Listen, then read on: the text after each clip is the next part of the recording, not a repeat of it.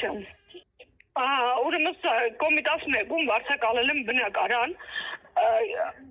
առաջ 194 բնակարանը, տանտիրոջը վճարել եմ առաջի ամսվա վարձը, դեպոզիտից վճարել եմ 20,000 դրամ դեպոզիտը չտալու փոխարեն, ինձ ով տնից դուրս արի։ Այսօր առավոտյան դուրս եմ եկել աշխատանքի, հետ եմ եկել, հիմա տան դուռը չեմ կարողանում բացել։ Ոստիկաններն էստեղ էին։ Բանն եկել էր, որ դուռը բացել, տանտերը թույլ չի տալ, իմ ամբողջ անձնագիրը, իմ ամբողջ փաստաթղթերը, իմ ամբողջ եղած այդ տան մեջ է։ Հիմա ոնց անենք, ասեք հասկանանք, տանտերն էլ չի գալիս, չէ տունս պիտի ազատի, ոչ ոստիկաններն ասեն մենք իրավասու չեն, որ դուռը բացեն, տանտերն էլ չի գալի։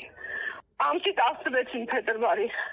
Հիմա տան մեջն եմ եղել, առավոտյան տանից դուրս եմ եկել, գործ եկել եմ, դուռը չեմ կարողանում բացել։